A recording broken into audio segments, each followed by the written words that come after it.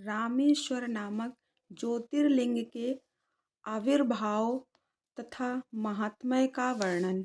सूत जी कहते हैं, ऋषियों, अब मैं यह बता रहा हूँ कि रामेश्वर नामक ज्योतिर्लिंग पहले किस प्रकार प्रकट हुआ।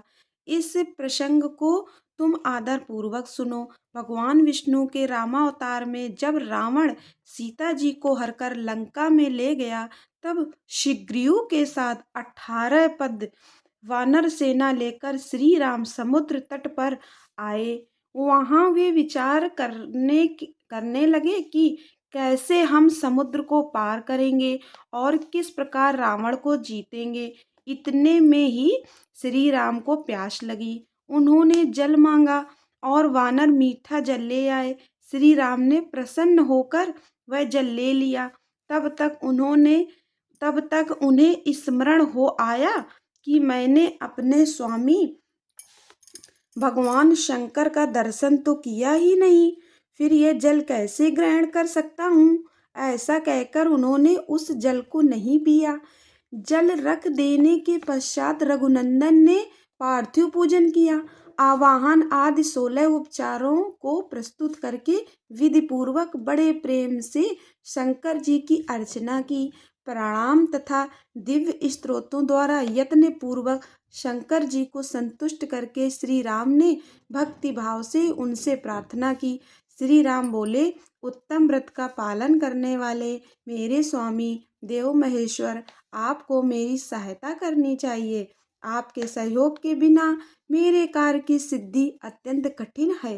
रावण भी आपका ही भक्त है, वह सबके लिए सर्वथा दुर्जय है, परंतु आपके दिए हुए वरदान से वह सदा दर्प में भरा रहता है। वह त्रिभुवन विजयी महावीर है। इधर मैं भी आपका दास हूँ, सर्वथा आपके अधीन रहने वाला हूँ। सदाशिव यह विचार कर आपको मेरे प्रति पक्षपात करना चाहिए। सूत जी कहते हैं, इस प्रकार प्रार्थना और बारंबार नमस्कार करके उन्होंने उच्च स्वर से जय शंकर जय शिव इत्यादि का उद्घोष करते हुए शिव का स्तवन किया। फिर उनके मंत्र के जप और ध्यान में तत्पर हो गए। तत्पश्चात पुनः पूजन करके वे स्वामी के आगे नाचने लगे। उस समय उनका हृदय प्रेम से द्रवित हो रहा था।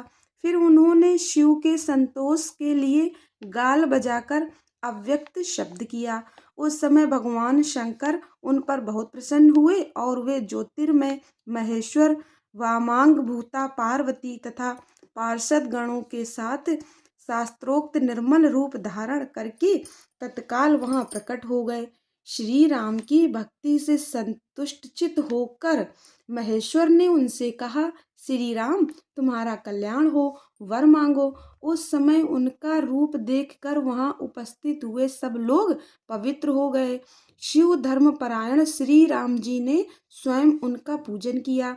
फिर भांति भांति की स्तुति एवं प्रणाम करके उन्होंने भगवान शिव से लंका में रावण के साथ होने वाले युद्ध में अपने लिए विजय की प्रार्थना की।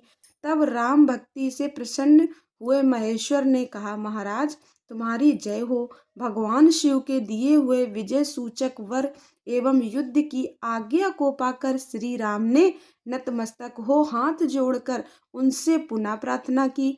श्री राम बोले, मेरे स्वामी शंकर, यदि आप संतुष्ट हैं तो जगत के लोगों को पवित्र करने तथा दूसरों की भलाई करने के लिए सदा यहाँ निवास करें। सूत जी कहते हैं, श्री राम के ऐसा कहने पर भगवान शिव वहाँ ज्योतिर्लिंग के रूप में स्थित हो गए। तीनों लोकों में रामेश्वर के नाम से उनकी प्रसिद्धि हुई। उनके प्रभाव से ही अपार समुद्र को अनायास पार करके श्री राम ने रावण आदि राक्षसों का शीघ्र ही संहार किया और अपनी प्रिया सीता को प्राप्त कर लिया। तब से इस भूतल पर रामेश्वर की अद्भुत महिमा का प्रसार हुआ।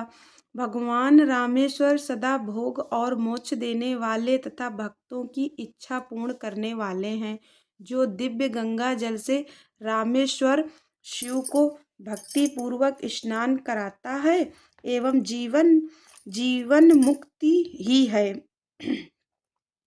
इस संसार में देव दुर्लभ समस्त भोगों का उपभोग करके अंत में उत्तम ज्ञान पाकर वह निश्चय ही कैवल्य मोक्ष को प्राप्त कर लेता है। इस प्रकार मैंने तुम लोगों से भगवान शिव के रामेश्वर नामक दिव्य ज्योतिर्लिंग का वर्णन किया, जो अपनी महिमा सुनने वालों के समस्त पापों का अपहरण करने वाले हैं।